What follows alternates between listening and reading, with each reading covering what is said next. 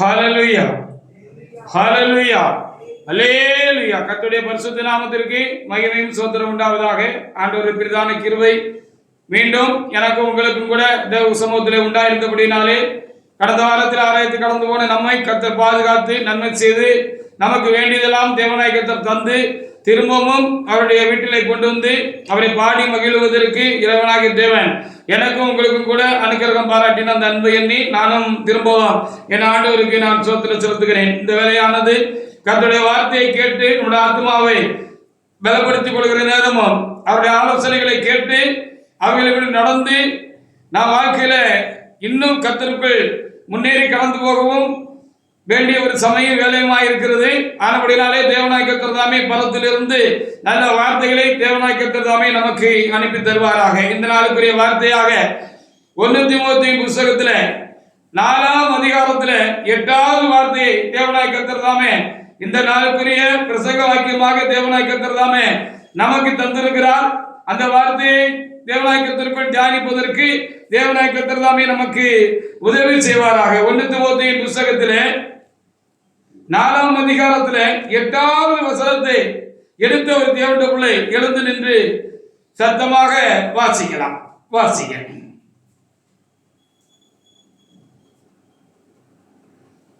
சரீர முயற்சி அற்ப பிரயோஜனம் உள்ளது.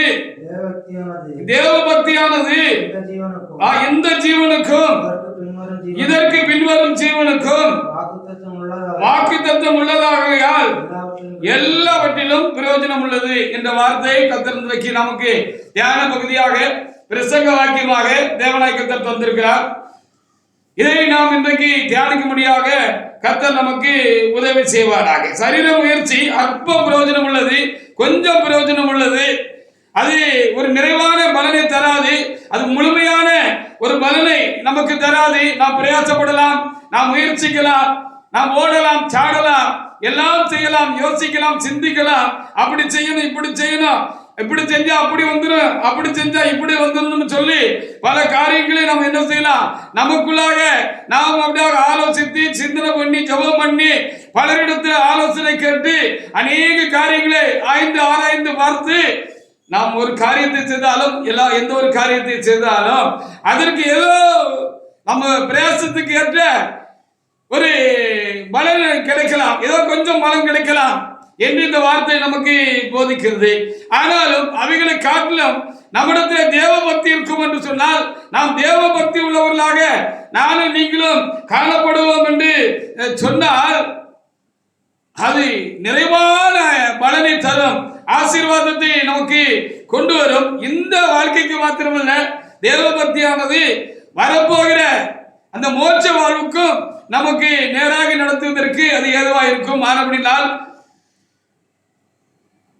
தேவ பக்தியானது இந்த வாழ்க்கைக்கு மாத்திரமல்ல, வரப்போகிற நித்திய வாழ்க்கைக்கும் அது ரொம்ப பிரயோஜனம் உள்ளது. ஆனபடினாலே நாம் தேவ பக்தியாக நாம் இருக்க வேண்டும் என்று சொல்லி ஆண்டவர் நாளிலே நமக்கு வார்த்தை அருளுகிறமைக்காக நாம் தேவனை நாம் என்ன செய்ய வேண்டும், அதிகமாக நாம் சோதரிக்க நாம் கடமைப்பட்டிருக்கிறார். அப்போ இந்த வார்த்தையில நாம் இங்கே பார்க்கிற பொழுது இந்த தேவ பக்தியானது வாக்கு தத்தம் உள்ளது என்று சொல்லப்பட்டிருக்கிறது. அப்படியானால் என்ன, அது உத்தரவாதம் உள்ளது என்று சொல்லி கூட அதை நாம் என்ன செய்யலாம், எடுத்துக்கொள்ளலாம். ஜீவியத்தின் துவக்கமும் முடிவும் சரியா இருக்கும் தேவபக்தியாக இருக்கிற பொழுது. ஜீவனுடைய ஆரம்பமும் முடிவும் என்ன இருக்கும், சரியா இருக்கும் தேவபக்தியா இருக்கும் பொழுது.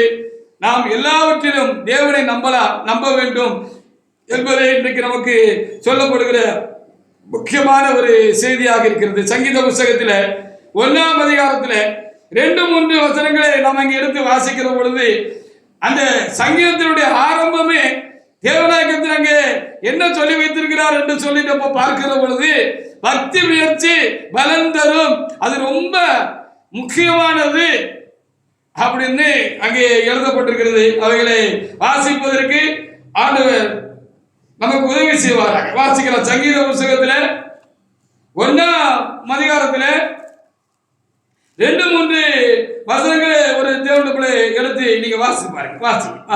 வேதத்தில் பிரியமாயிருந்து இரவும் பகலும் அவருடைய வேதத்தில் தியானமாய் இருக்கிற மனுஷன் பாக்கியவான். இரவும் பகலும் அவருடைய வேதத்திலே தியானமாக இருக்கிற மனுஷன் பாக்கியவான். அவன் நீர்க்கால்களின் ஓரமாய் நடப்பட்டு காலத்தில் தன் கனியை தந்து சங்காலத்தில் தன் கனியை தந்து இலையுதிராதிருக்கிற மரத்தை போல் இருப்பான். இலையுறாத மரத்தை போல இருப்பான். அவன் செய்வது எல்லாம் வாய்க்கும் என்று சொல்லி இங்கே சொல்லப்படும். கர்த்தருடைய வேதத்திலே பிரியமா இருந்து ஆண்டவர் மேல பிரியமா இருந்து அவர் எழுதி கொடுத்த அந்த வேத புஸ்தகத்தின் மேல நாம் பிரியமா இருந்து தேவ பக்தியாக இருந்து நாம் தேவனை உண்மையாக கருத்தாக நாம் கர்த்தரை நாம் தேடுவோம் என்று சொன்னால் நம்முடைய வாழ்க்கை எல்லா வகையிலும் என்ன செய்யுமா? ஆசீர்வாதமாக செழிப்பாக இருக்கும். நம்ம என்ன செஞ்சாலும் அது வாய்க்கும் அப்படின்னு இங்கே எழுதப்பட்டிருக்கிறது. அதனால்தான் 1 தீமோத்தேயு புஸ்தகத்துல பவுலடியார் இப்படி 4:8 நமக்கு எழுதி வைத்து கொடுத்து விட்டு போயிருக்கிறார். தேவ பக்தியானது இந்த ஜீவனுக்கும் இனிமேல் வரப்போகிற ஜீவனுக்கும் உத்தரவாதம் உள்ளது. ஆகவே அது பிரயோஜனம் உள்ளது. அப்படினாலே நீங்க ரொம்ப என்ன செய்யுங்க? தேவ பக்தியா இருங்க. ஆண்டவரிடத்துல ரொம்ப தேவ பக்தியா இருங்க, பக்தியா இருங்க. பக்தியில நீங்க ஒவ்வொரு நாளும் பெருகிக்கிட்டே இருக்கணும், வளர்ந்துகிட்டே இருக்கணும், குறைந்து போகக்கூடாது, குன்றி போகக்கூடாது என்று சொல்லுகிறார். பிரசங்கி புஸ்தகத்துல 11ஆம் அதிகாரத்துல 6வது வசனத்துல நாம் எடுத்து வாசித்து பார்க்கலாம். மற்றபடி இந்த உலகத்துல ஒரு நம்பிக்கை இல்லை, எதையும் நம்ப முடியல, எதையும் நம்பி நம்ம ஒரு காரியத்தில் இறங்க முடியல, யாரையும் நம்பி நம்ம ஒரு காரியத்தில் நம்ம இறங்க முடியல. அது ஆவிக்குரிய வாழ்க்கையா இருக்கட்டும், ஊழியமா இருக்கட்டும், குடும்ப வாழ்க்கையா இருக்கட்டும், அல்லது நம்முடைய பிள்ளைகளுடைய காரியமா இருக்கட்டும், இல்லது நம்முடைய தொழிலா இருக்கட்டும், நம்ம கையில் பிரயாசங்களா இருக்கட்டும், எதுவும் உத்தரவாதம் இல்லாத ஒரு உலகமா இருக்கிறது. எது மேலும் நாம் நம்பிக்கை வைக்க முடியல. அதுக்கு தான் நம்ம என்ன செய்யணும்னு சொல்லப்பட்டிருக்கிறோம்னா, நம்ம வேற ஒன்றும் பண்ண வேண்டாம். ஆண்டவரத்தில் பக்தியா இருந்து நம்ம செய்ய வேண்டிய காரியங்களை நம்ம செஞ்சுக்கிட்டே இருந்தோம்னா நம்ம ஆசீர்வதிக்கப்படுவோம் என்று நாம் அறிய வேண்டியதாக இருக்கிறது. வாசிக்கலாம். பிரசங்கி புஸ்தகத்தில் 11ஆம் அதிகாரத்துல 6வது வசனத்தை நம்ம வாசித்து பார்க்கலாம். 11:6 ஒரு தேவனுக்குள்ள எடுத்து வாசிக்கலாம். வாசிக்க. காலையில அவன் விதை, காலையில அவன் விதை, மாலையில அவன் கையை நெகிழ விடாதே. அதுவோ இதுவோ எது வாய்க்குமோ என்று, இரண்டும் சரியாய்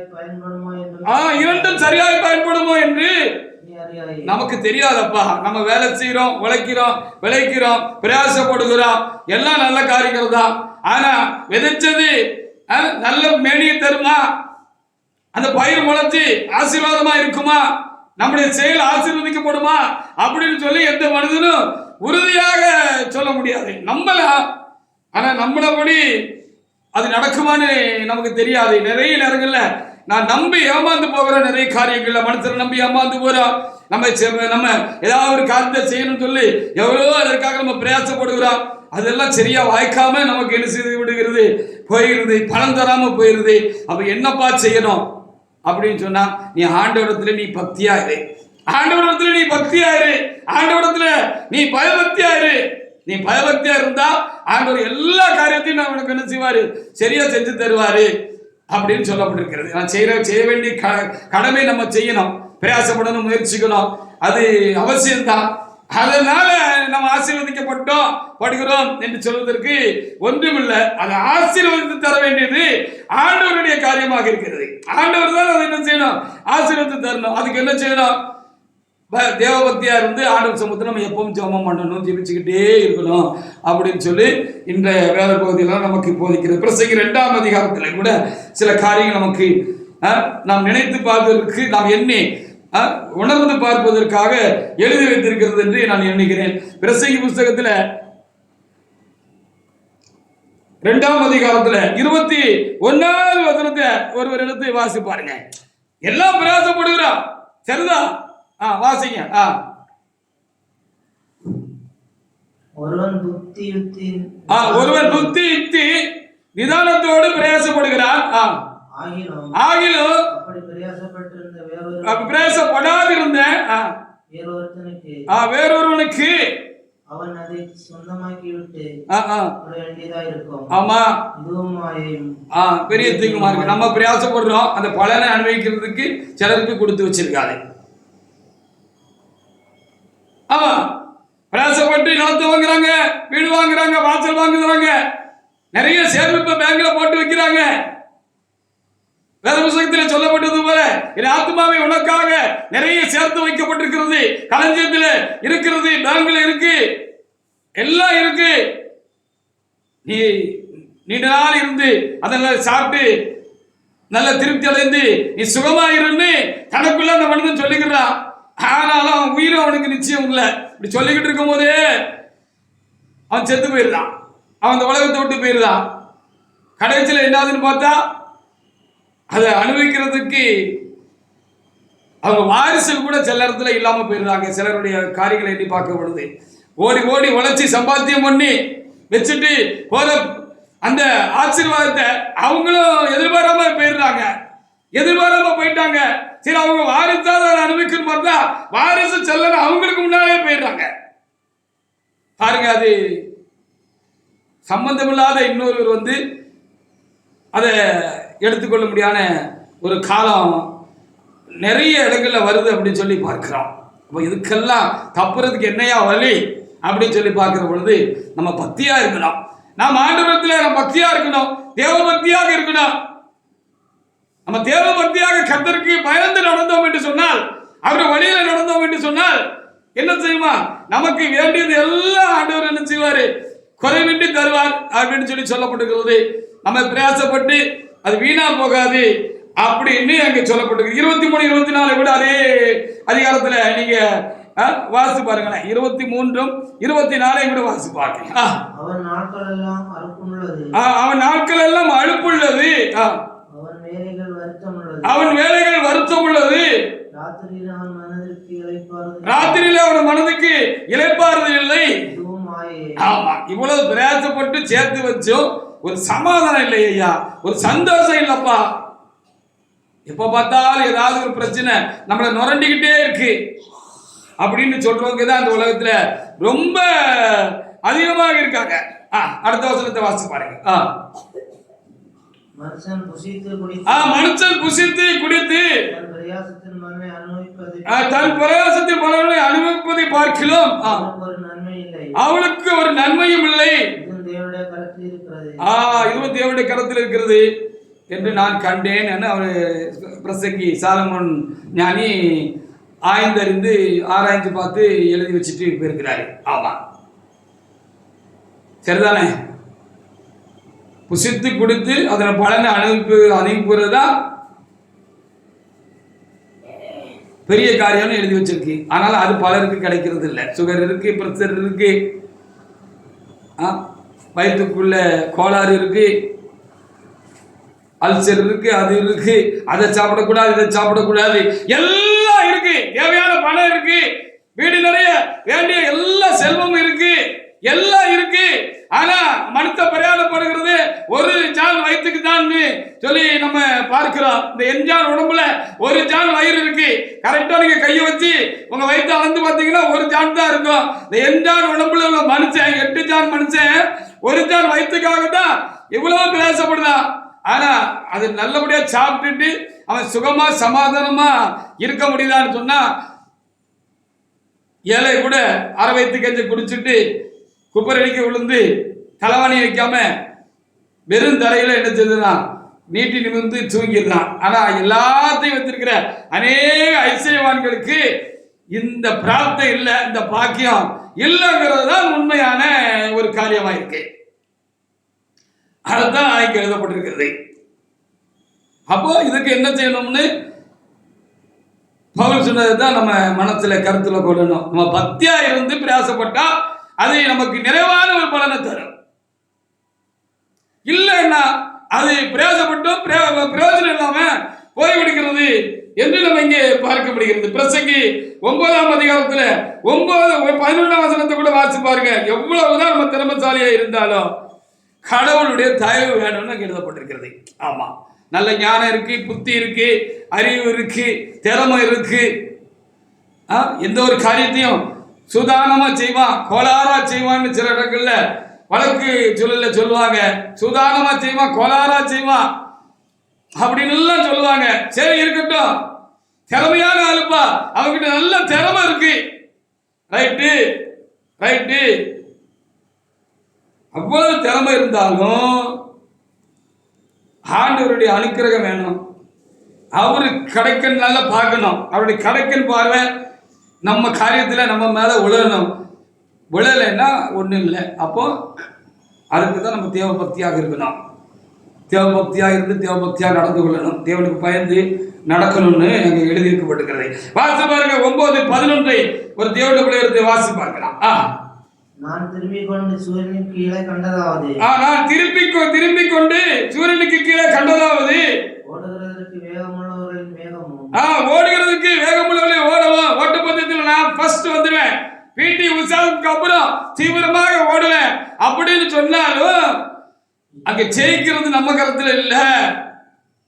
அதற்காக பிராக்டிஸ் எடுத்து எவ்வளவோ பிராக்டிஸ் எடுத்திருந்தாலும் பயிற்சி பண்ணி இருந்தாலும் ஃபர்ஸ்ட் வர்றது ஜெயிக்கிறது நம்ம கருத்துல கிடையாது. ஆமா, அன்னைக்கு பார்க்க நமக்கு காலையில உடம்புக்கு சோம்பலாம போயிட்டு வச்சுக்கோங்க, அவ்வளவு பிரயாசப்பட்டு என்ன செய்ய முடியும்? இல்ல ஓடிக்கிட்டு இருக்கோம், திடீர்னு அவ்வளவு பிராக்டிஸ் எடுத்தோம் பயிற்சி எடுத்தோம் கால் தட்டிட்டுன்னு வைங்களேன், அவ்வளவுதான், ஒன்றும் பண்ண முடியாது. அப்போ திறமை மாத்திரம் போதாது அப்படின்னு இங்க சொல்லப்பட்டிருக்கிறது. யுத்தத்துக்கு சௌரியவான்களின் சவிக்கமும் போதாது, யுத்தத்துக்கு சௌரியவான்களின் சௌரியமும் போதாது, பிழைப்புக்கு ஞானவான்களின் ஞானமும் போதாது, பிழைப்புக்கு ஞானவான்களின் ஞானமும் போதாது, ஐஸ்வர்யம் அடைவதற்கு புத்திமான்களின் புத்தியும் போதாது, ஐஸ்வர்யம் அடைவதற்கு தயவடைவதற்கு அறிவும் போதாது. ஆமா, அவர் எல்லாருக்கும்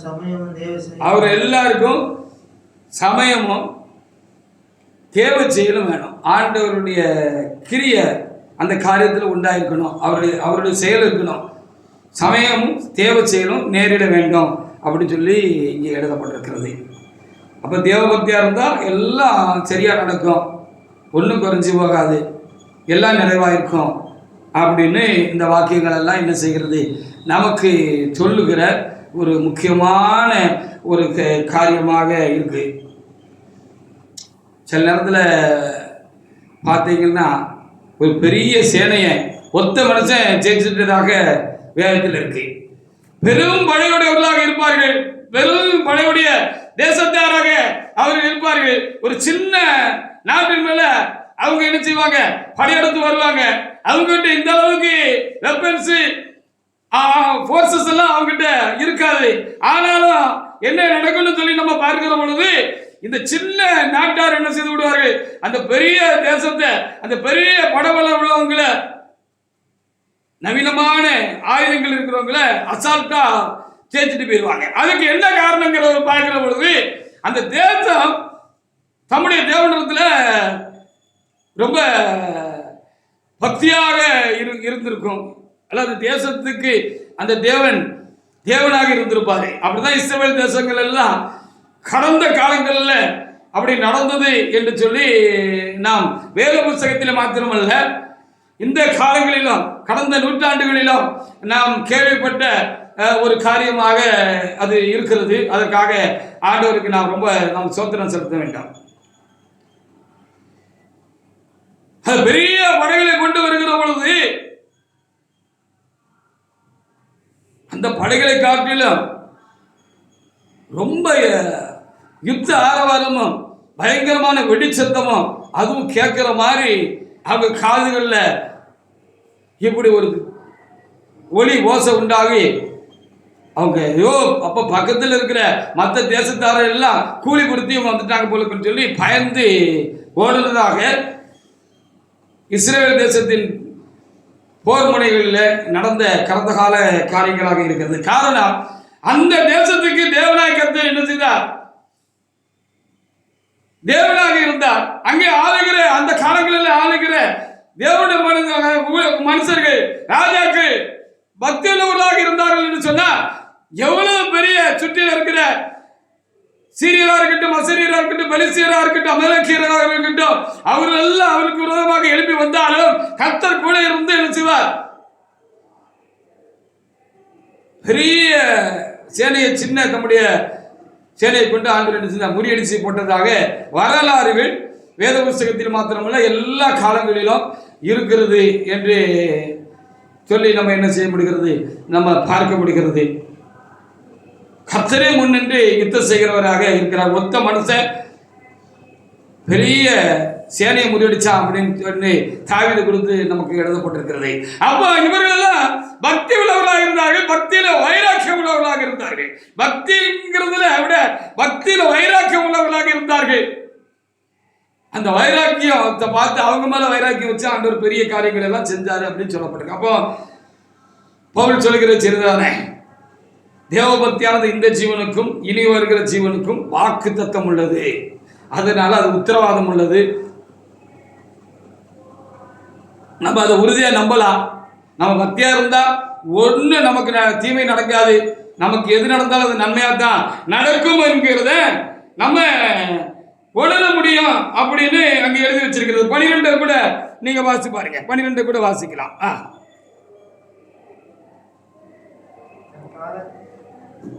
தன் காலத்தை மனுஷன் அறியான், தன் காலத்தை மனுஷன் அறியான், மச்சங்கள் கொடிய வலையில் அகப்படும் போலவும், மச்சங்கள் கொடிய வலையில் அகப்படுவது போலவும், குருவிகள் கண்ணியில் பிடிபடுவது போலவும், குருவிகள் கண்ணியில் பிடிபடுகிறது போலவும், மனுபுத்திரர் பொல்லாத காலத்திலே சடுதியில் தங்களுக்கு நேரிடும் ஆபத்தில் அகப்படுவார். ஆமா, நல்லதானையா இருந்தா என்ன ஆச்சு திடீர்னு? அப்படியா, நேத்து நான் பார்த்தேனப்பா, அப்படியா இப்படி ஒரு ஆக்சிடென்ட் ஆயிட்டா, ஐயோ அப்படியா, இப்ப எங்க எப்படி இருக்கா, ரொம்ப சீரியஸா இருக்கா, பிழைக்கிறது கஷ்டம் தான் சொன்னாங்க. பிழைச்சாலும் தலையில சரியான அடிபட்டு இருக்கு, அதனால நினைவு திரும்புமா, பழைய மாதிரி அந்த மனுஷன் கைகாலெல்லாம் செயல்படுமான்னு தெரியலப்பா அப்படின்னு பல செய்திகளை நம்ம கேட்கிறோம் தானே. இல்ல நேத்து இருந்தாரப்பா, நேத்து பார்த்தனே இந்த கரைக்கு பக்கத்துல வந்து என் கூட என்னன்னு நல்லா இருக்கீங்களா நீ பேசிட்டு அரை மணி நேரம் நின்று நல்லா பேசிட்டு தானே போனாரு.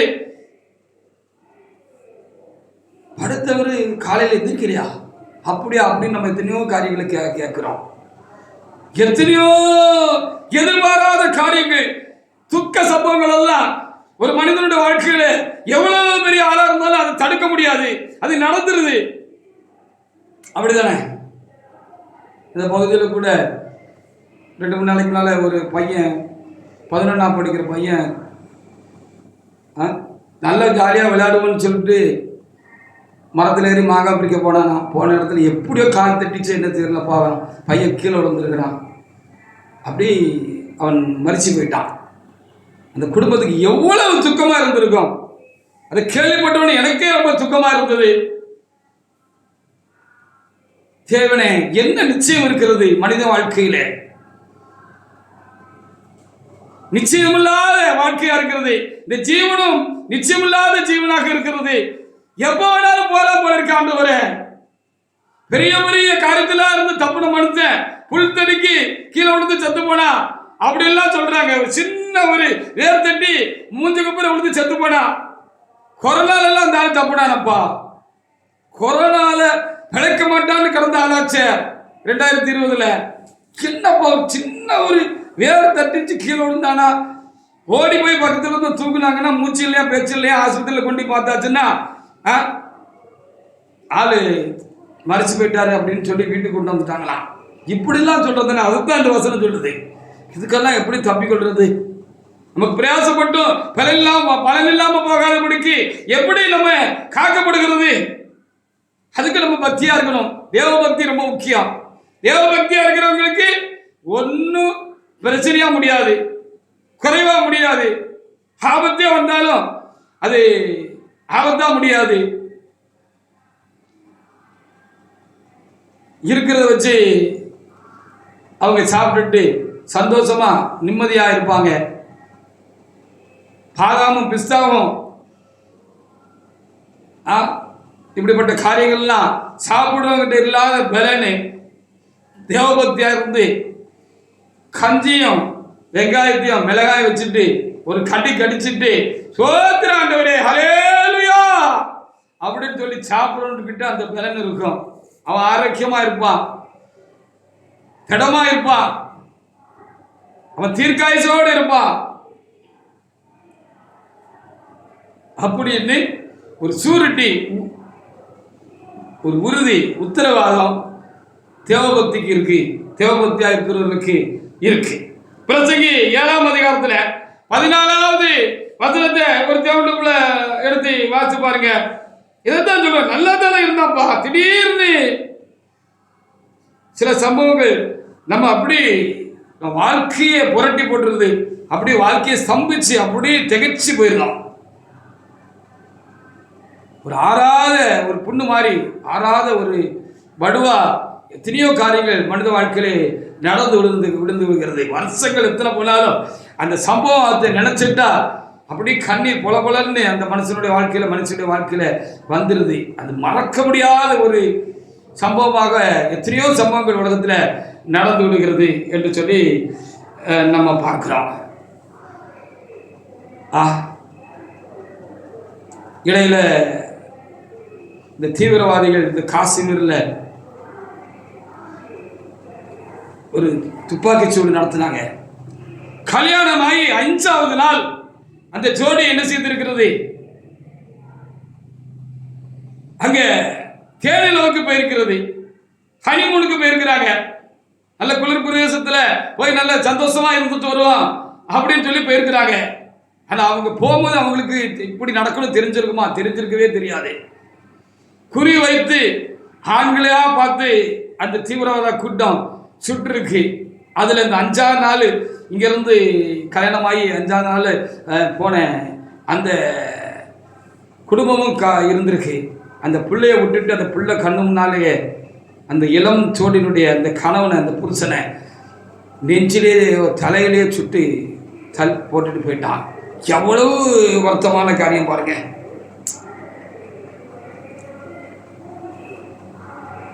இது ரொம்ப யோசிக்க வேண்டிய ஒரு விஷயமா இருக்கிறது. வாசிக்கலாம். பிரசங்கி 7ஆம் அதிகாரத்துல 14வது வசனத்தை ஒரு தேவனுக்குள்ள எடுத்து வாசிக்கலாம். 14 எடுத்து வாசிக்க. வாழ்வு காலத்தில் நன்மையை அனுபவிக்கும், வாழ்வு காலத்திலே நன்மையை அனுபவித்திரு, தாழ்வு காலத்தில் சிந்தனை செய். மனுஷன் தனக்கு பின் வருகிறது ஒன்றையும் கண்டுபிடிக்காதபடிக்கு தேவன் இரண்டையும் ஒன்றுக்கொன்று எதிரிடையாக கண்டுபிடிக்காதபடிக்கு அடுத்து என்ன சம்பவிக்கும்னு நம்ம தெரிஞ்சு கொள்ள முடியாத ஒரு மனுஷங்களா இருக்கிறோம். அந்த அறிவு நமக்கு கிடையாது. நாளைக்கு என்ன நடக்கும், நாளை கழிச்சு என்ன நடக்கும், ஒரு வருஷம் கழிச்சு என்ன நடக்கும், இல்லை இன்னைக்கே இப்பொழுதே அடுத்த நிமிடங்கள்ல என்ன நடக்கும்னு சொல்ல முடியல.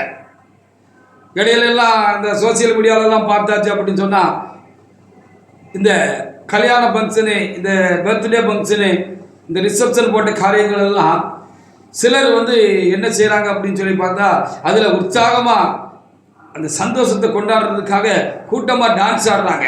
அப்படி டான்ஸ் ஆடிக்கிட்டு இருக்கும் பொழுதே வயதானவங்க மாத்திரமல்ல, இளைஞர்கள், சின்ன சின்ன வயசுக்கு பையங்க பிள்ளைகள் எல்லாம் என்ன செய்றாங்க, அப்படி ஆடிக்கிட்டு இருக்கும் போதே கீழே விழுறாங்க, தூக்கி பட்டா செத்து போயிடுறாங்க. Sudden contact. இது வரைக்கும் எந்த பாடியில் எந்த பிரச்சனையும் கிடையாது, அப்படி இறந்து போயிடுறாங்க. இப்படி நிறைய காரியங்கள் இன்னைக்கு சோசியல் மீடியாவில் நம்ம பார்க்க முடிகிறது. அப்படி பார்க்கிற பொழுது தலை குனிந்து நம்ம ஆண்டவருக்கு நாம் சோத்திரம் செலுத்த வேண்டியது காரியமாக இருக்கிறது. பாருங்களேன், இப்போ நம்ம உயிரோடு இருக்கிறதெல்லாம் அப்போ ஆண்டவருடைய பெரிய இறக்கம் தானே நம்ம சொல்லணும். அன்னைக்கு ஒரு சம்பவம் நான் பார்த்தேன். கல்யாண பொண்ணு முந்தின நாள் வரவேற்புல ஆடிக்கிட்டு இருக்கும் போது கீழே விழுந்து செத்து போயிடுச்சு. எவ்வளவு வருத்தம் பாருங்க, எவ்வளவு வருத்தமான காரியம். வாழ்வு காலத்தில் நன்மையை அனுபவித்திரு, தாழ்வு காலத்தில் சிந்தனை செய். மனுஷன் தனக்கு பின் வருகிறது ஒன்றையும் கண்டுபிடிக்காதபடிக்கு தேவன் இவ்விரண்டையும் ஒன்றுக்கு ஒன்று எதிராக வைத்தார். நல்ல காலமும் கெட்ட காலமும் எதிர் முதிருமா இருக்கு. எப்போ நல்லது நடக்கும், எப்போ கெட்டது நடக்கும்னு மனுஷனுக்கு தெரியல. அப்படின்னு மனுஷனுக்கு தெரியல தானே. ரொம்ப வருத்தமான ஒரு காரியமாக இருக்கிறது. நம்முடைய சொத்து சுகங்களை மாத்திரமல்ல, நம்முடைய சுதந்திரங்களாகிய பிள்ளைகளையும் இறைவன் தான் எல்லா வகையிலும் காக்கணும், இல்லைன்னா காக்க முடியாது. பெரிய கோடீஸ்வரனா இருந்து பாப்பரா போனவங்க எல்லாம் இருக்காங்க, ஒண்ணுமில்லாம போனவங்க எல்லாம் இருக்காங்க. அப்படி நிறைய பேர் நம்ம பார்த்திருக்கிறோம். ஒரு நாள் நைட்ல எல்லாம் காலியா போயிருது. கடந்த வருஷத்துல என்ன நினைக்கிறேன், அந்த மழை காலத்துல, இந்த ஜூன் ஜூலைல இந்த பருவமழை காலத்துல கேரளாவில் கடுமையான மழை கொட்டுச்சு.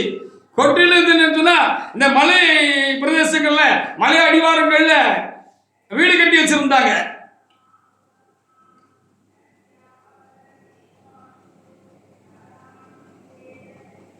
கண்மேலே மேலே வெட்டப்பட்ட வீடுன்னா அது ஸ்ட்ராங்கா இருக்கும்னு சொல்லி நம்ம என்றோம். ஆனாலும் கர்த்தருடைய ஆசீர்வாதம் அந்த வீட்டுக்கும் அந்த வீட்டில் இருக்கிறவங்களுக்கு இல்லைன்னா எந்த உத்தரவாதமும் கேரண்டியும் கிடையாது. அப்படிப்பட்ட ஒரு இடத்துல அந்த கடுமையான மலையில ஒரு குறிப்பிட்ட இடத்துல என்ன செஞ்சிருக்கு, மலை குவிஞ்சு விழுந்திருக்கு. மொத்தமா ஒரு இடத்துல பெஞ்சிருக்கு. அதனால அந்த மலையே மழை பெயர்ந்துட்டு அங்க பெரிய நிலச்சரிவு உண்டாயிட்டு அந்த வீடுகள் எல்லாம் அப்படி உள்ளுக்குள்ளே மூடிட்டு அமுங்கி போச்சு. சில வீடுகள் எல்லாம் பக்கத்தில் இருந்த ஆற்று வெள்ளத்தில் என்ன ஆயிட்டு சொன்னா அது அடிச்சுட்டு போறத காட்சியா போட்டிருந்தாங்க. பார்க்கறதுக்கு எவ்வளவு வருத்தமா இருந்துச்சு. நமக்கே இவ்வளவு வருத்தமா இருக்கணும்னா அந்த வீட்டை இழந்து, உறவுகளை இழந்து, தன் கண்ணுக்கால லட்ச லட்சமா கோடி கோடியா போட்டு அந்த கெட்டுல வீடு அப்படியே தண்ணியில் அடிச்சுட்டு போகுது. அது உள்ள பொருளை கூட காப்பாற்ற முடியல அப்படின்னு சொன்னா அடுத்த நேரத்துக்கு அவங்க என்ன செஞ்சுட்டாங்க, நேற்று வரைக்கும் தலை நிமிர்ந்து நடந்திருப்பாங்க, பெருமையா இருந்திருப்பாங்க, பெரிய ஆளுங்கிற பேரு அந்த ஏரியால இருந்திருக்கும், பெரிய பணக்காரர் இருந்திருப்பாரு, ஐஸ்வர்யவானா இருந்திருப்பாரு, கோடீஸ்வரன் இருந்திருப்பாரு. இப்ப எல்லாம் தண்ணியோட போயிட்டு இப்ப அவர் பாப்பர் ஆயிட்டார். நடு ரோட்ல அடுத்த நேரத்தை சோத்துக்கு வழி இல்லாம இருக்கிறாரு. அப்போ இப்படிப்பட்ட சம்பவங்கள்லாம் நம்ம வாழ்க்கையில நம்ம தப்பிக்கொள்ளணும்னா நம்ம ஒன்றும் பண்ண முடியாது. நம்ம நாசில சுவாசம் உள்ள மனுஷன் மண்ணு. அப்போ இதுக்கு தான் ஒரு மனுஷன் தேவனிடத்தில் பக்தியாக இருக்கணும், தேவ பக்தி அவசியம்னு நமக்கு இன்னைக்கு கர்த்தர் சொல்லுகிறார். அதுக்கு தான் தேவ பக்தி அவசியம்னு நமக்கு இன்றைக்கு போதிக்கப்படுகிறது. நம்ம பக்தியாக இருக்கணும், தேவனிடத்தில் பக்தியாக இருக்கணும். நம்முடைய குடும்பங்கள்லாம் ஆசீர்வாதமாக இருக்கணும்னா நம்ம என்ன செய்யணும், ரொம்ப பக்தியாக இருக்கணும். சங்கீதம் 16:5 ஒரு தேவண்டப்புல எடுத்து வாசி பாருங்க. சங்கீத புஸ்தகத்துல 16:5. அப்ப நம்ம குடும்பத்தை, பிள்ளைகளை, நமக்கு கூடிய சுதந்திரங்களை காப்பாற்றுறதுங்கிறது நம்ம கருத்துல இல்லை. சம்பாத்தியம் பண்றதுக்கும் இங்க நம்ம ஏற்கனவே வார்த்தைப்படுது, சமயமும் தேவச்செயலும் வேணாம். நம்ம எவ்வளவு திறமையா இருந்தா மட்டும் காணாது. அதை சாப்பிட்டுட்டு சமாதானமா இருக்கணும். சாப்பிடுறதுக்கும் ஆண்டவருடைய கடாட்சை வேணும், கடவுளுடைய கடாட்சை வேணும், அனுக்கிரக வேண்டும், அருள் வேண்டும் என்று சொல்லி பார்க்கிறோம். அதையெல்லாம் தற்காத்துக் கொள்வதற்கும் வேணும் அப்படின்னு சொல்லி நம்ம பார்க்க வேண்டியதா இருக்கிறது. வாசிக்க பார்க்கலாம். சங்கீதம் 16:5. கர்த்தரின் சுதந்திரமும் ஆமா, என் சுதந்திரத்தை தேவன் காப்பாற்றுவார். ஆண்டவர் தான் காப்பாற்றினார். அல்லேலூயா. எவ்வளவு பிள்ளை சுதந்திரம் இருந்தாலும் சரி, நமக்கு வேண்டிய எல்லா சுதந்திரமும் இருந்தாலும் சரி, சொத்து சுதந்திரங்கள்லாம் எல்லாம் இருந்தாலும் சரி, நமக்கு சுதந்திரம், முதல் சுதந்திரம் ஆண்டவர்னு எழுதப்பட்டிருக்கிறது. தேவரீர் நீரே என்னுடைய சுதந்திரமும் பங்குமாக இருக்கிறேன். ஹல்லேலூயா. அப்படி ஆண்டவர் நமக்கு சுதந்திரமும் பங்குமா இருந்தாருன்னா நம்முடைய எல்லா சுதந்திரத்தையும் ஆண்டவர் என்ன செய்வாரு, பாதுகாத்துக் கொள்வார். பாருங்களேன், இயற்கையின் சீற்றமாக இருக்கட்டும், கொள்ளை நோயாக இருக்கட்டும், இது நம்மையும் நம்முடைய குடும்பத்தையும் கபலீகரம் செய்திடாதபடிக்கு, அடிச்சுட்டு போயிடாதபடிக்கு பக்தி உள்ளவர்களுக்கு ஒரு பெரிய பாதுகாப்பு இருக்கு. அது மறுக்க முடியாத உண்மை. கொரோனா ரொம்ப தீவிரமா நடந்துகிட்டு இருந்துச்சு. நான் ஒரு நாள் தேவ சமூகத்தில் இந்த கொரோனாவிலிருந்து மக்கள் எல்லாம் தப்பிக்கணும் ஆண்டவரே, விசேஷமாக நம்முடைய ஜனங்கள், நம்முடைய ஊழியக்காரர்கள் எல்லாம் சந்திக்கணும், பாதுகாக்கப்படணும் அப்படின்னு சொல்லி நான் தேவ சமூகத்தில் ஜெபிச்சுக்கிட்டு இருந்தேன். அப்ப திடீர்னு ஆவியானோட வார்த்தை எனக்கு உண்டாயிடுச்சு.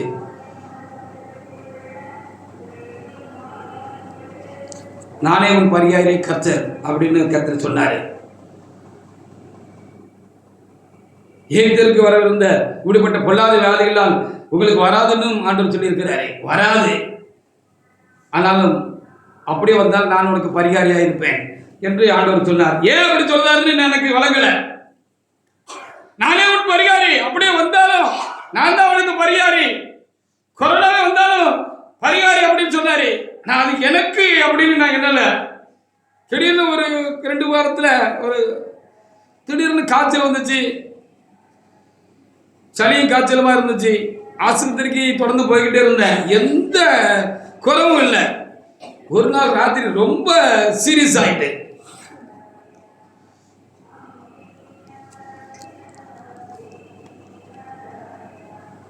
ரொம்ப சீரியஸ் ஆயிட்டு. அநேகருக்கு தெரியாது, ஏன்னா அந்த நேரத்தில் லாக்டவுன் போட்டிருந்ததுனால யாரும் சபைக்கு வர்றதும் இல்லை, போகிறதும் இல்லை. அப்படி ஒரு நெருக்கடியான ஒரு காலம். கடைசியில் டாக்டர் சொன்னாரு, நீங்க கொரோனா செக் பண்ணி பாருங்க அப்படின்னு எழுதி கொடுத்துட்டாரு.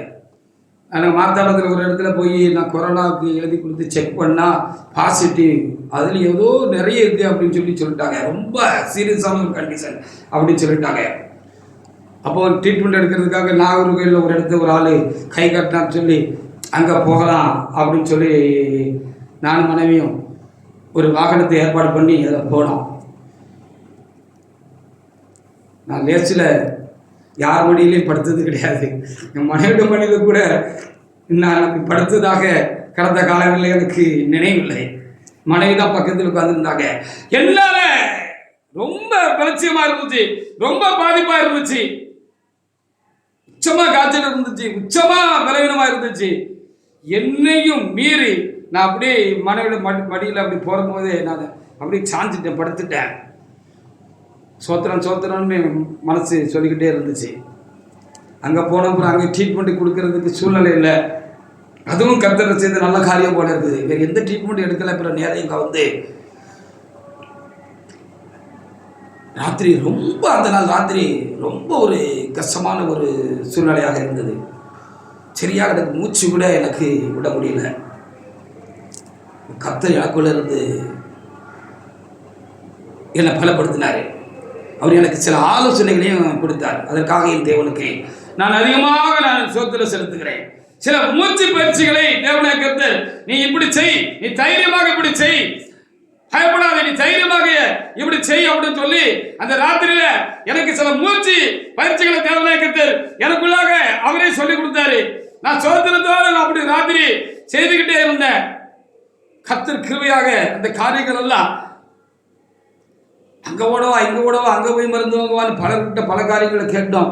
யாரும் வந்து நேரடியாக கூட அன்பான உறவுகள் கூட ரொம்ப நெருக்கமான உறவுகள் கூட வர்றதுக்கு பயந்து இருந்துட்டாங்க. ஏன்னா தொத்து வியாதி இல்லை. ஆனால் கர்த்தர் என்ன செய்தார், இந்த ராக்காலத்தில் என்னை பலப்படுத்தி மரணத்துக்கு சயமாக இருந்தேன் என்று நான் திட்டமாக சொல்ல முடியும். ஹல்லேலூயா!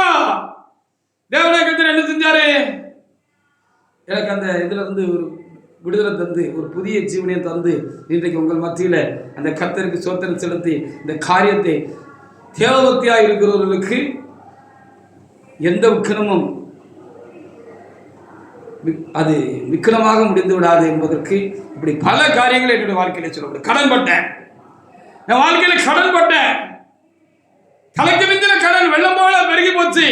மூச்சு விட முடியல, அதுல தப்பித்துக் கொள்ள முடியாது அப்படின்னு சொல்லி ஊரை விட்டே போடுகிற மாதிரி சூழ்நிலைகள் என்னுடைய வாழ்க்கையில வந்துச்சு. நம்ம இடத்துல அதிகப்படியாக அன்பு செலுத்துகிறது தாயின் தோப்பனுமா தான் இருப்பாங்க. அந்த தாயின் தோப்பனும் எங்களுக்கு உதவ முடியல. அவங்களும் ஏழைகள், வருத்தப்பட்டாங்க, கண்ணீர் சிந்தினாங்க. எங்களை தூக்கி விட முடியல, அந்த கடல்ல இருந்து எங்களை தூக்கி விட முடியல. ஓடிடணுங்கிற சூழ்நிலையில் தான் இருந்தோம். ஓடிட்டா இப்படி இதுவரைக்கும் காத்த சாட்சியெல்லாம் போச்சே. திரும்ப ஓடிட்டு நம்ம கடந்து வந்து கடன்களை ஒருவேளை கத்து நம்மளை ஆசீர்வதித்து நம்ம கடனெல்லாம் அடைச்சாலும்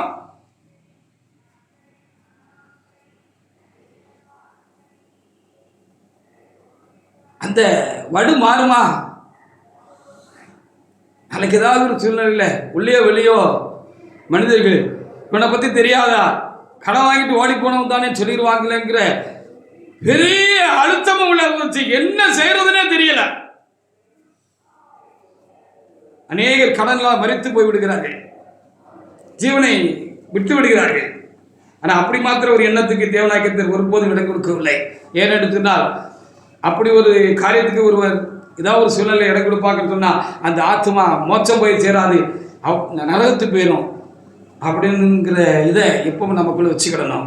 அப்படி ஒரு காரியங்களை கர்த்தர் எங்களுக்குள்ள வரல, ஒரு நாள் வரல, ஒரு காலம் வரல. ஆனாலும் அந்த கடன் பாரத்திலிருந்தும் அதிசயமாக கர்த்தர் செய்தார். அப்படி ஊரை விட்டு ஓடாதபடிக்கு தேவனாய் கர்த்தர் தூக்கி எடுத்து நிறுத்தி ஆசீர்வதித்து கொண்டு வந்தார். அல்லேலூயா. இப்படி எத்தனையோ காரியங்களை சொல்லிக்கிட்டே இருக்க முடியும்.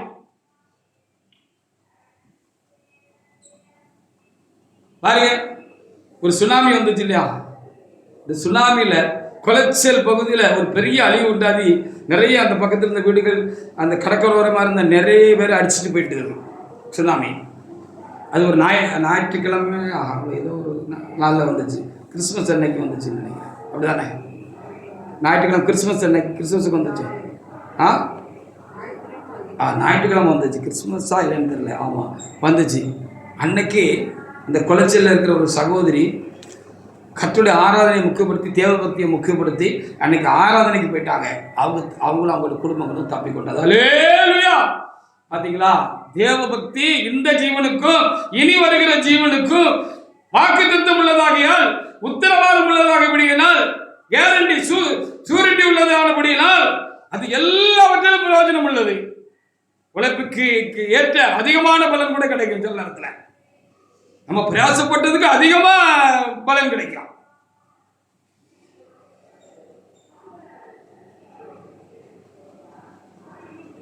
பிரசங்கி 7:15 முதல் சில வசனங்களை வாசிக்கலாம். பிரசங்கி 7:15 முதல்.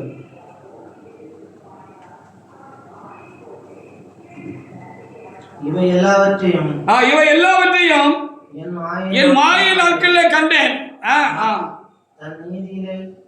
தன் நீதியிலே கெட்டு போகிற நீதிமானும் உண்டு, தன் பாவத்திலே நீடிக்கிற பாவியும் உண்டு. மிஞ்சின நீதிமானா இருக்காதே, ரொம்ப பெரிய ஞானின்னு நினைச்சுக்கிடாதே, வீணா கெடுத்துக்கொள்ளாதே.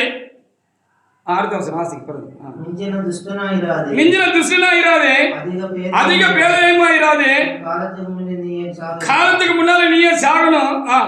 அடுத்து நீ இதை பற்றி கொள்வதும் அது கைவிடாது இருப்பதும்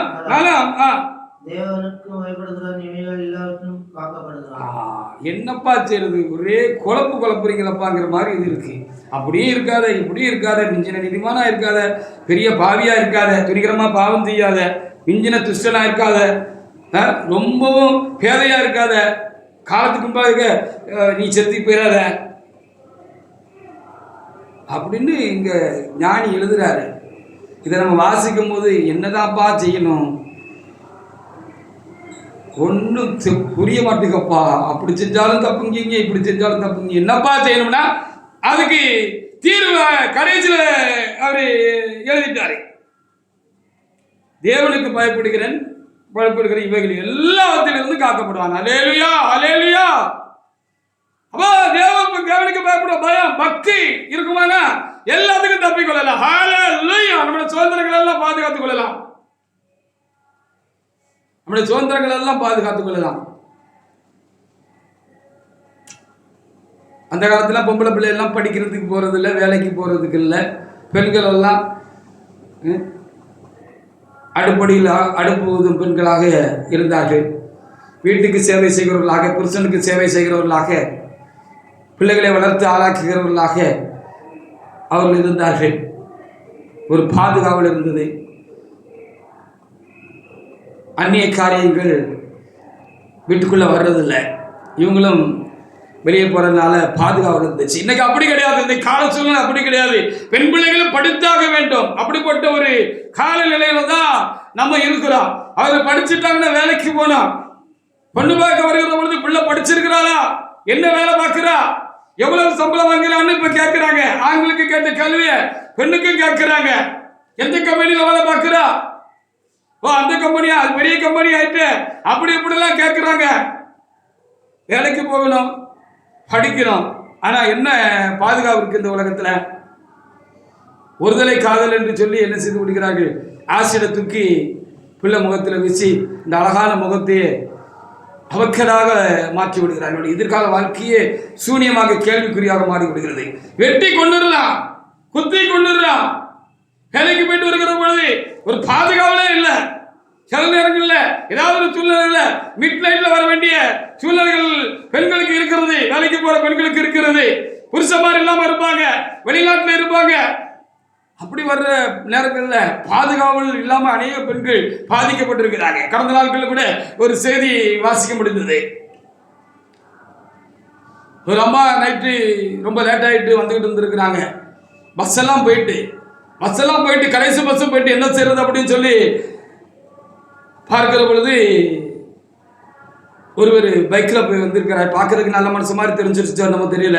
வேறு வழி இல்லை, இவர்கிட்ட லிஃப்ட் கேட்டு ஐயா நீங்கள் எங்கிட்டு போகிறீங்க? இங்கிட்டு தான் போகிறேன், என்னை இறக்கி விட்டுருங்க கொஞ்சம் அப்படின்னு சொன்னோன்னே சரிம்மா ஏறு அப்படின்னு சொல்லியிருக்காரு. நல்ல மனுஷன் அந்த அம்மா ஏறிட்டாங்க. ஆனால் அந்த ஆள் ரூட்டை மாற்றி வேற பக்கமாக கொண்டு போய் அந்த அம்மாவுக்கு தீங்கு செய்கிறதுக்கு அவன் முயற்சி இருந்திருக்கிறான். அவன் ஒரு கயவனாக இருந்திருக்கிறான், மோசமான ஆளாக இருந்திருக்கிறான். எப்படியோ அந்த அம்மா தப்பிச்சுக்கிட்டதாகவும் மறுபடி அவங்க ஏற இடத்துல இருந்த சில காரியங்களை சிசிடிவி காரியங்கள்லாம் பார்த்து அவனை பிடிச்சி அரெஸ்ட் பண்ணிட்டாங்களோ என்று சொல்லி பார்க்க முடிகிறது. அப்போ அந்த அம்மா தெய்வ செயலாக தப்பிட்டாங்கன்னு சொல்லுவோம். இது இப்படிப்பட்ட காரியங்கள் என்ன என்ன என்ன காரியமும் தெரியல, தெய்வ செயல் தான் இந்த அம்மா தப்புனது அப்படின்னு நம்ம சொல்லுவோம். பார்த்துருக்கீங்க தானே? என்ன புண்ணியம் செஞ்சாங்களோ தெரியலேன்னு சொல்லி நம்ம சொல்லுவோம். ஒருவேளை அந்த அம்மா பக்தி உள்ள மகளாக இருந்திருக்கலாமோ என்று நான் இப்பொழுது பிரசங்கிக்க பொழுது நான் யோசிக்கிறேன். அது அப்படி நிச்சயம் இல்லாத உலகமாக இருக்கிறது. நம்ம சும்மா பண்ணாலும் வம்பு இருக்கிற உலகமாக இருக்கிறது.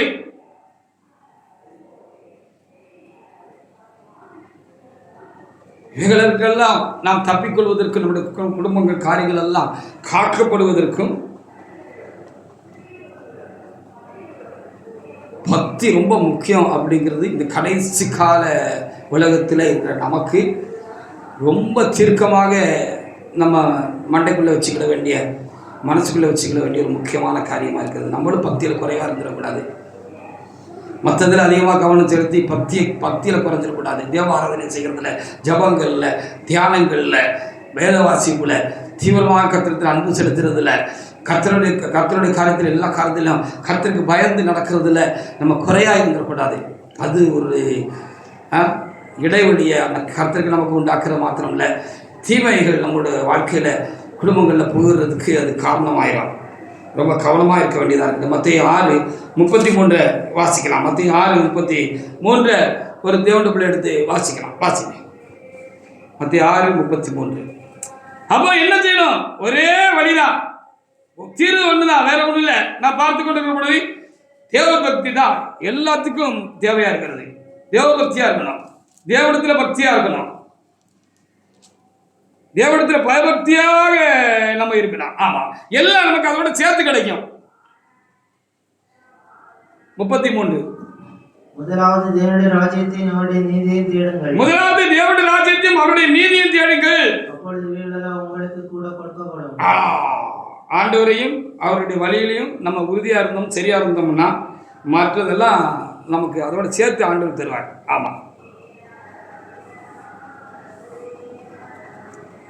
ஒன்று வாங்கினா 2 இலவசம் அப்படின்னு நிறைய விளம்பரங்களை பார்க்குறோங்களோ, அது மாதிரி இந்த ஒன்று சரியா இருந்தால் மற்றதெல்லாம் நமக்கு இலவசமாக ஆண்டவர் என்ன செஞ்சிருவாராம், தந்துடுவார். அதோடு கூட ஒரு மன நிறைவும் வாழ்க்கையில் இருக்கும். பிரசங்கி 6:7 நம்ம வாசிக்கிற பொழுது, மனுஷன் பிரயாசப்படுகிறா இந்த எஞ்சால் உடம்புக்கு, இந்த வயிற்றுக்கு தானே, இந்த வாய்க்கு தானே. ஆனா மனுஷனுக்கு எதிரையும் திருப்தி இல்லை, மன நிறைவு இல்லை. மன நிறைவு தேவ பக்தியிலே உண்டாயிருக்கும் அப்படின்னு எழுதப்பட்டிருக்கிறது. சங்கீதம் 34:10 சிங்கக்குட்டிகள் தாழ்ச்சி அடைந்து பட்டினியாய் கிடக்கும், கர்த்தரை தேடுகிறவர்களுக்கு ஒரு நன்மையும் குறைபடாதுன்னு எழுதப்பட்டிருக்கு. பக்தி உள்ளவர்களுக்கு இருக்கிற ஆசீர்வாதத்தை பாருங்க. பார்த்துக்கிட்டே வந்தா பார்த்துக்கிட்டே போகலாம். சங்கீதம் 34:10 நீங்க வாசிப்பாரு, ஒரு நன்மையும் சிங்கக்குட்டிகள் தாழ்ச்சி அடைந்து பட்டினியா இருக்கும். கர்த்தரை நீங்க தேடினீங்கன்னா உங்களுக்கு எந்த தாழ்ச்சி குறையும் வராது. எல்லாம் நிறைவா இருக்கும், சந்தோஷம் இருக்கும், சமாதானம் இருக்கும், குடும்ப சுபிச்சமா இருக்கும், பிள்ளைகள் எல்லாம் பாதுகாக்கப்படுவார்கள். பிள்ளைகள் வழி தப்பி போவதற்கு கர்த்தர் விட மாட்டாரு. நமக்கு கண்ணுக்கு மறைவா நம்முடைய பிள்ளைகள் போனாலும் கர்த்தர் கண்ணுக்கு மறைவாக அவர்கள் போகல. நாம பக்தியா இருக்கிறதுனால பிள்ளைகளுக்கும் பாதுகாவல் உண்டு. பிள்ளைகள் வழி தப்பி போகாதபடிக்கு கர்த்தர் என்ன செஞ்சிருவாரு, அவங்களை பாதுகாத்துக் கொள்வாரு, தீமைகளுக்கு விலக்கி காத்துக் கொள்வாரு. நம்முடைய தொழில் பிசினஸ் எல்லாம் நஷ்டப்பட்டு போகாது, ஆசீர்வாதமாக இருக்கும். இப்படி நம்ம சொல்லிக்கிட்டே பல காரியங்களை நம்ம நினைச்ச முடியும், போக முடியும். அதோடு கூட மோட்சத்துக்கும் நம்ம உறுதிப்பட நம்ம ஆயத்தமாகிக்கிட்டு இருக்கிறோங்கிறதையும் நம்ம பார்த்துக்கொள்ளணும். எங்கே எத்தனை வருஷம் இருக்குன்னு தர போகிறோம்? 80 வயசு வரைக்கும் இருப்போமா? 90 வயசு வரைக்கும் இருப்போமா? 100 வயசு வரைக்கும் இருப்போமா? எப்படி ஒரு நாள் இந்த சரீரத்தை போட்டுட்டு நம்ம போக தான் செய்யணும். அப்படி போகிற பொழுது மோட்சத்திலேயும் நமக்கு மேலான ஆசீர்வாதம் நமக்கு காத்திருக்கிறது. அல்லேலூயா!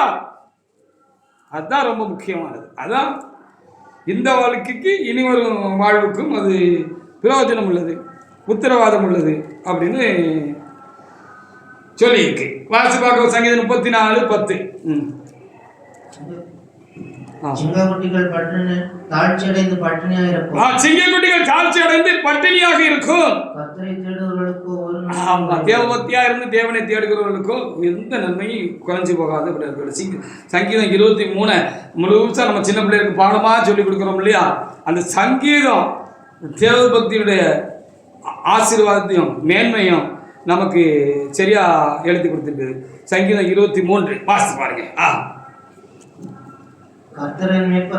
ஆண்டவர் நம்ம நடத்துறாரு, ஆண்டவர் கருத்தில் நம்ம இருக்கிறோம் அப்படின்னா எந்த குறையும் இல்ல. தாழ்ச்சி அடையன்னு எழுதப்பட்டிருக்கிறது. ஆமா, வாசிங்க, தொடர்ந்து வாசிங்க. அவர் என்னை புல்லிடங்களில் மேய்த்து அமர்ந்த தண்ணீரை கொண்டு போகிறார். சமாதானமான ஒரு பீஸ்ஃபுல் லைஃப் நமக்கு உண்டாயிருக்கும். நம்மளை தட்டி கொடுத்து ஆண்டவர் நடத்துவாரு, சரியான பாதையில நீதியின் பாதையில நடத்துவாரு. அப்படியே நம்மளோட வாழ்க்கையில் ஏதாவது நிற்கும் வந்தாலும் அதுக்காக பயப்பட வேண்டியது இல்லை. தேவரீர் என்னோடு கூட இருக்கிறேன். ஆண்டவர் நம்மளை நேர்படுத்தி நடத்துவாரு. கண்ணிகளுக்கு விளக்கி நம்ம கால்களை விளக்கி நடத்துவாரு. இன்றைக்கு செவிக்கிற பொழுது ஆரம்பத்தில் ஒளிரமாவும் அப்படி ஒரு சில வார்த்தைகளை சொல்லி நம்ம செவிச்சதை நம்ம பார்க்க முடியும். கண்ணிகளுக்கு எங்களுக்கு கால்களை தப்பிச்சுக்கிட்டே இருந்து சொல்லியிருக்கிறோம். மரண இருளில் பள்ளத்தாக்கு என்று எழுதப்பட்டிருக்கிறது. பக்தன் சொல்லுகிறப்ப நான் இருளில் இருந்தாலும் தேவன் எனக்கு வெளிச்சமாயிருப்பார்னு சொல்லப்படுகிறது. அல்லேலூயா! திகைச்சு நிற்கிற இடத்துல அடுத்தால என்ன செய்யணும்னு தெரியலங்கிற திக்குமுக்காடி இருண்ட சூழ்நிலை இருக்கிற பொழுது அடுத்தால என்ன செய்யணும்னா கர்த்தர் பளிச்சுன்னு நமக்கு ஒரு வழியை காட்டுவார். ஹல்லேலூயா! சத்துரு 7 வழி எடுத்தாலும் ஒரு வழி எடுத்தா 7 வழியை திறப்பேன்னு சொல்லியிருக்கிறார். அப்படிதானே? வாசிங்க. என் சத்துருக்களுக்கு முன்பாக ஒரு பந்தி ஆயத்தப்படுத்தி என் தலையை எண்ணெயால் அபிஷேகம் பண்ணுகிறேன். அவன் எப்போ விழுவான், எப்போ சாவான், எப்போ கெட்டு போவான் அப்படின்னு கை கொட்டி சிரிக்கலாம், அவனுக்கு விரோதமாக பேசலாம், கொக்கரிக்கலான்னு இருக்கிற சத்துருக்கு கத்திரி கண்டிப்பா நம்மளை ஒப்பு கொடுக்க மாட்டாங்க. ஹல்லேலூயா! வாசிங்க. என் பாத்திரம் நிரம்பி வழிகிறது. என் பாத்திரம் நிரம்பி வழிகிறது. என் ஜீவனோட நாளெல்லாம் ஆமா நன்மை கிருபை என்னை தொடரப்படும். ஆமா, வாழ்க்கை பூரா கர்த்தருடைய நன்மை கிருபையும் நம்மளை தொடர்ந்துகிட்டே இருக்கும். நான் கர்த்தருடைய வீட்டிலே நீடித்து நடப்பதாக அவர் சபையில அவருடைய ஆலயத்துல நம்ம முடிவுரா விசுவாசியா முடிவுரா ஒளிக்காரனா இருந்து பூர்ணப்பட்டு நம்ம என்ன செய்வோம், பரலோகம் போய் சேருவோம் அப்படின்னு சொல்லி இங்கே சொல்லப்பட்டிருக்கிறது. சங்கீதம் 73 22 முதல் 24 வசனங்களை வாசிக்கிற பொழுது அங்கே சில காரியங்கள் சொல்லப்பட்டிருக்கிறது. அவைகளுக்காக நாம் ஆண்டவருக்கு நாம் நன்றி செலுத்த வேண்டியது இருக்கிறது. சங்கீதம் 73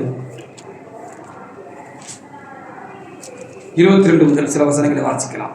வாசிங்க. நான் காரியம் அறியாத மூடனா இருந்தேன். உமக்கு முன்பாக மிருகம் போல் இருந்தேன். ஆமா, புத்தி இல்லாத மிருகம் போல இருந்தேன். ஆனாலும் நான் எப்பொழுதும் உம்மோடு இருக்கிறேன். எனக்கு புத்தி இல்லையா, எனக்கு ஞானம் பத்தாதப்பா. எல்லாரும் என்னைய முட்டாள்னு சொல்றாங்க, பேதேன்னு சொல்றாங்க, எனக்கு பைத்தியம்னு சொல்றாங்க, கிறுக்குன்னு சொல்றாங்க, என்னை அற்பமா பார்க்கிறாங்க, அற்பமா பேசுறாங்க. இருக்கட்டும் தகப்பனே, ஆனாலும் நான் உங்ககிட்ட இருக்கிறேன், உங்க கரத்துல இருக்கிறேன். என் வலது கையை பிடித்து தாங்கு. ஆனா கர்த்தர் நம்ம கையை பிடிச்சிட்டு இருக்கிறாரு.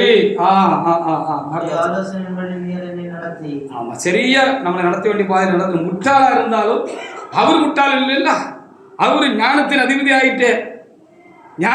அவரை காட்டு ஞானமான ஒருத்தரும் கிடையாது. நம்ம எப்படி நடத்தணும் அப்படிங்கிறது அவருக்கு தெரியும். அவர் நம்மளை நடத்தி, இங்கேயும் நம்மளை நடத்தி அங்கேயும் கொண்டு என்ன செஞ்சிருவாரு. முடிவில் என்னை மோட்சத்தில் கொண்டு போய் சேர்த்துருவீர்னு. முட்டாளாக இருந்தாலும் பரவாயில்ல, பக்தி உள்ளவங்களாக இருங்க. பைத்தியக்காரன்னு சொன்னாலும் பரவாயில்ல, நீங்கள் பக்தி உள்ளவனா இருங்க. இந்த பக்தி உங்களை கொண்டு போய் சேர்க்க வேண்டிய இடத்துல சேர்த்துடும். இங்கேயும் உங்களுக்கு செய்ய வேண்டியது செஞ்சு அங்கேயும் கொண்டு சேர்க்க வேண்டிய காரியத்தை சேர்த்துடும். சங்கீதம் 71:9 வாசி பாருங்க.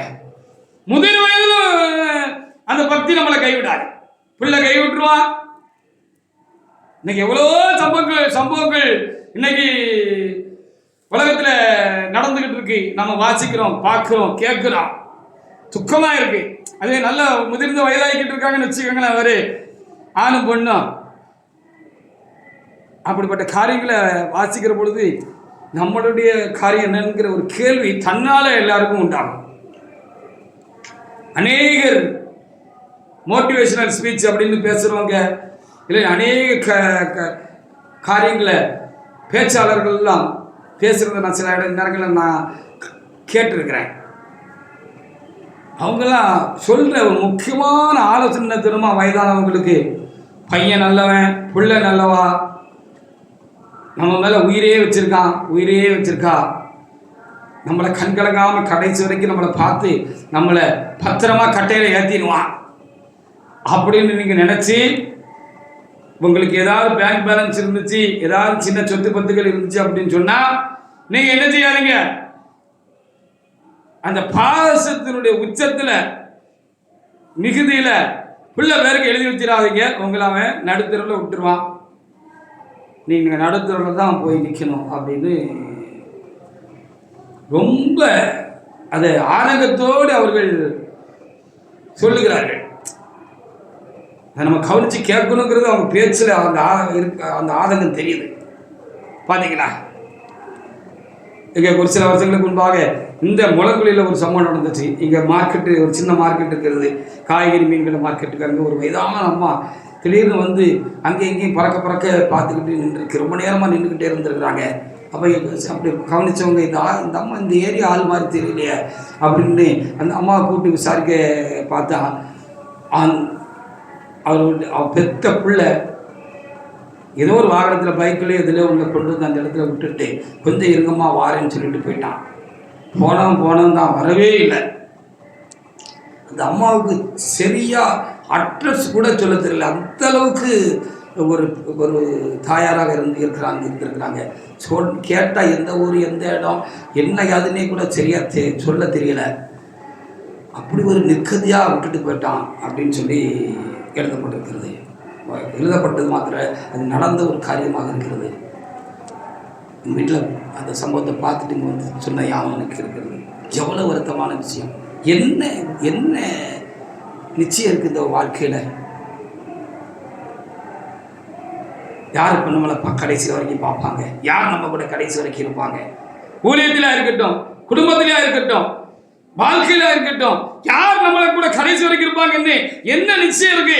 ஆனா ஒரு நிச்சயம் நமக்கு இருக்கு, பக்தி உள்ளவங்களுக்கு. யார் கூட இருந்தாலும் யார் கூட இல்லாட்டாலும் நம்ம சேவிக்கிற ஆண்டவர், நம்ம வழிபடுற ஆண்டவர், நம்ம நம்பி இருக்கிற ஆண்டவர் நமக்குள்ளே இருக்காரு, நம்மோடு கூட இருப்பாரு. ஹல்லேலூயா! இது ஒண்ணுதான் நிச்சயம். ஒருத்தர் நம்மளை தூக்கி போடலனாலும் அவரு தூக்கிட்டு போட்டு போயிடுவார். 71:9 வாசிங்க. முதிர்ந்த வயதில் என்னை தள்ளிவிடாமலும் என் பலன் ஒடுங்கும் போது என்னை கைவிடாமலும். ஆமா, பலன் ஒடுங்கும் போது கைவிடாமலும் இருங்க. பழகம் ஒடுங்குறவங்க தான் கை கொடுக்கறதுக்கு உறவுகள் வேணும், பிள்ளைகள் வேணும். நிச்சயம் கிடையாது, சொல்ல முடியாது. அவங்களுக்கு நமக்கு கை கொடுப்பாங்கன்னு சொல்றதுக்கு ஒன்றும் இல்லை. கை கொடுப்பாங்கன்னு சொல்றவங்கெல்லாம் கை கொடுக்காம போயிடுவாங்க. நம்மளை தள்ளி விடாமல் இருந்தால் சரிதான் நினைச்சு சோத்திரம் சொல்றது அப்படிப்பட்ட காலங்களாக இருக்கிறது. 18 வாசிங்க. இப்பொழுதும் தேவனே, இந்த சந்ததிக்கு உமது வல்லமையும் வரப்போகிற யாவருக்கும் உமது பராக்கிரமத்தையும் நான் அறிவிக்கிறமும்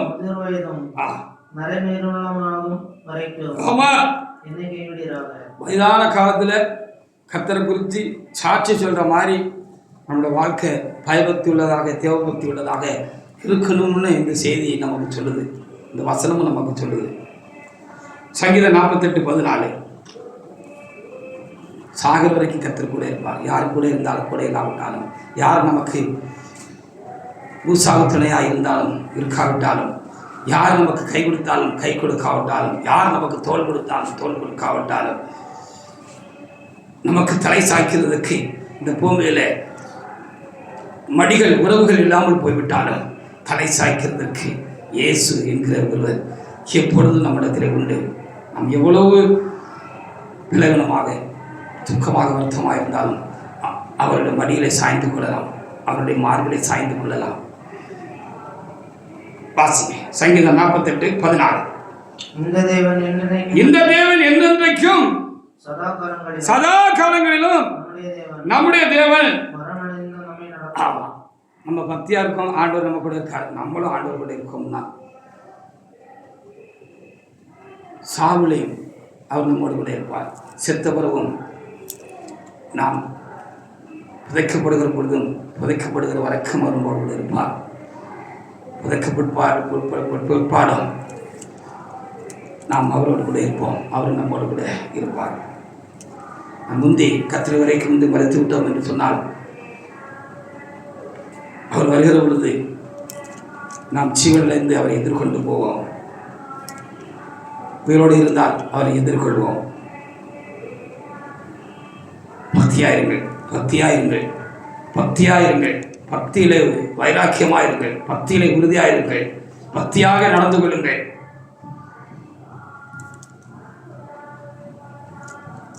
அந்த பயபக்திக்குரிய தேவன் எல்லாவற்றையும் உங்களுக்காக செய்து முடிப்பார். இன்றைக்கு வரைக்கும் அதை என்னுடைய வாழ்விலும் நம்முடைய வாழ்விலும் அனுபவமாக இருக்கிறது. சங்கீதம் 138:8 வாசித்து முடிக்கலாம். சங்கீதம் 138:8 ஒருவர் வாசித்து முடிக்கலாம்.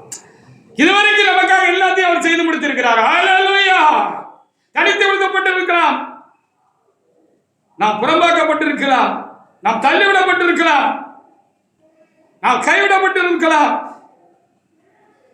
ஆனால் இதுவரைக்கும் ஒன்றையும் கர்த்தர் நமக்கு செய்யாமல் இல்லை, எல்லாவற்றையும் நமக்காக செய்து முடித்திருக்கிறார். இனியும் செய்து முடிப்பார். வாசிக்கலாம். கர்த்தர் எனக்காக யாவையும் செய்து முடிப்பார். அவருடைய கிருபை என்றும் உள்ளது. நாம் அவருடைய பிள்ளைகளாக அவருடைய கரத்தின் கிரிகளாக இருக்கிறோம். நம்மளை ஒரு காலத்தில் அவர் கைவிட மாட்டார், நிகழ விட மாட்டாரு. பக்தியா இருந்த போதும் என்கிறது தான் இந்த செய்தியினுடைய துவக்கமும் முடிவுமா இருக்கிறது. நாம் பக்தியாக இருப்போம், நம்முடைய துவக்கமும் முடிவோம். கண்டிப்பாக அற்பமாய் முடியாது, அது ஆசீர்வாதமாய் முடியும் என்று கர்த்தர் சொல்கிறவனுக்காக கர்த்தரை நான் சோத்திருக்கிறேன். கர்த்தர் இந்த வார்த்தைகளை ஆசீர்வதிப்பாராக. ஆமென்.